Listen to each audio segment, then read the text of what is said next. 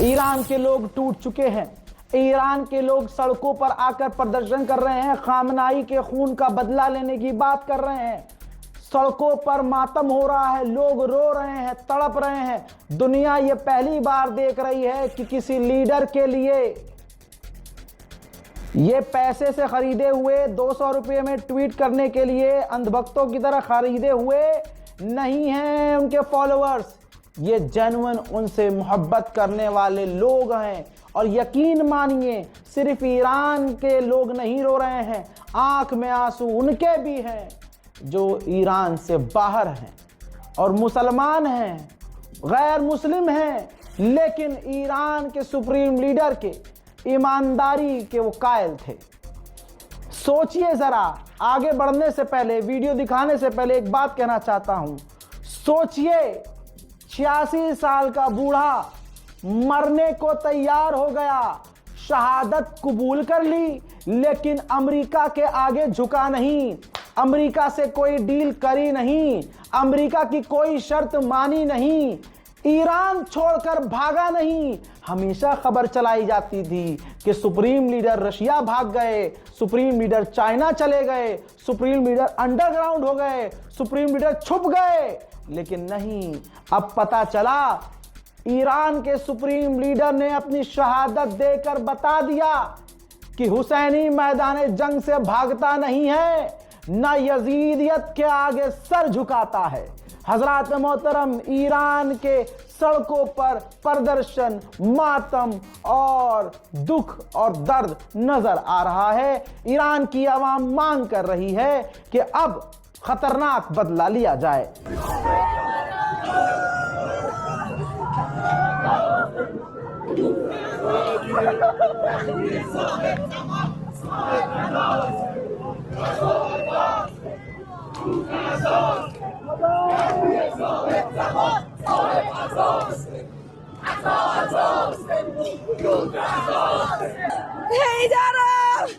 هیدرم کشتن، امامم کشتن.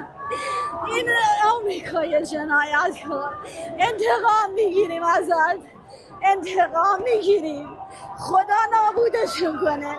علم دارم و کشتن، علم دارم و کشتن، علم دارم.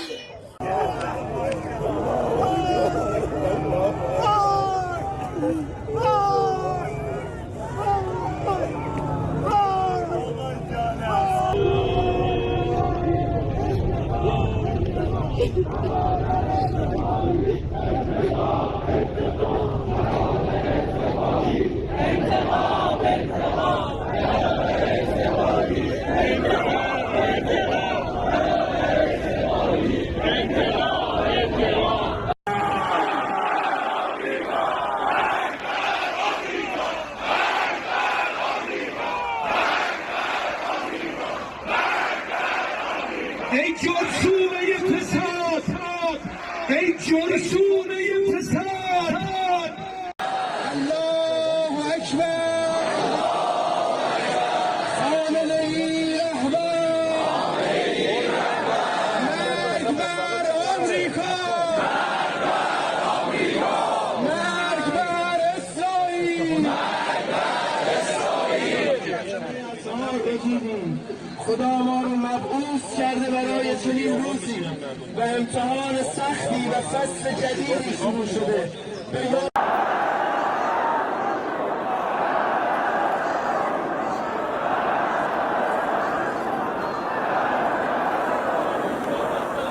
و این خروش ملت شریفی است که در حرم دخت و گردانه موسی بن جعفر این لعن را فریاد میزنند مرگ بر اسرائیل. अब ये खबर कंफर्म होते ही इराक की जनता, इराक की आवाम भी सड़क पर उतर आई और प्रदर्शन करने लगी।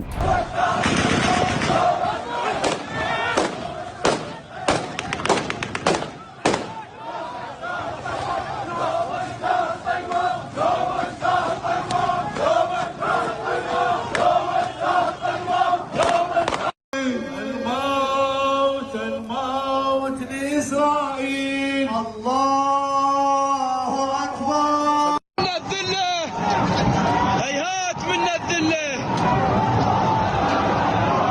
هيهات منا الذلة هيهات منا الذلة هيهات منا الذلة هيهات منا الذلة هيهات منا الذلة الله أكبر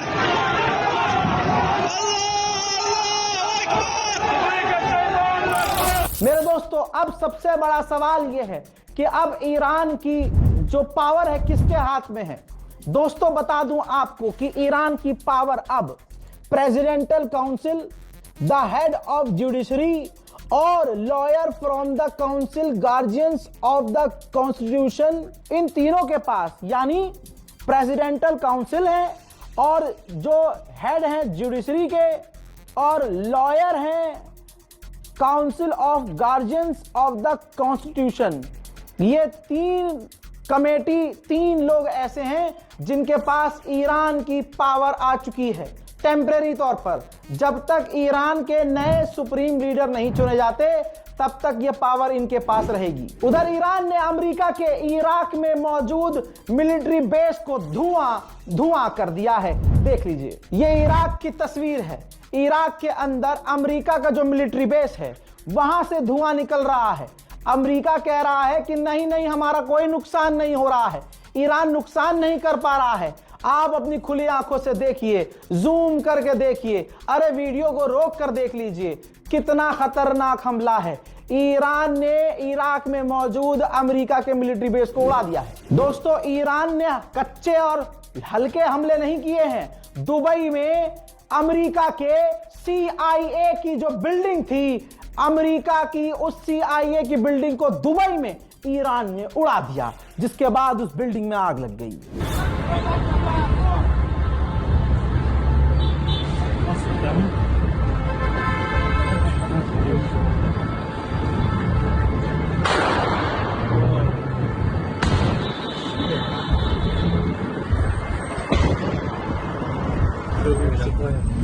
फिलहाल पूरे मुल्क भर में प्रदर्शन हो रहे हैं, ईरान पर हमले भी हो रहे हैं, ईरान जवाबी कार्रवाई भी कर रहा है और ईरान की आवाम सड़कों पर भी है, इराक के लोग भी सड़कों पर भी हैं। भारत के कश्मीर में ही सबसे पहले सुबह ही सुबह जैसे ही ऐलान हुआ, वहां कश्मीर के लोग भी, कश्मीर के मुसलमान भी सड़कों पर आ गए और रोने लगे ज़ारो कतार। यही है मोहब्बत। जिसे ईमान वाले से मोहब्बत हो तो ईमान वाला रो ही जाता है, ईमान वाले को तकलीफ में देखकर। अब उम्मत के पास क्या बचा? मोहम्मद बिन सलमान, जिसने अमेरिका को कहा हमला करो वरना ईरान को एटीट्यूड हो जाएगा, ईरान घमंड में हो जाएगा, ईरान की इज्जत और बढ़ जाएगी। ये है आपका सऊदी अरब। कश्मीर देखिए,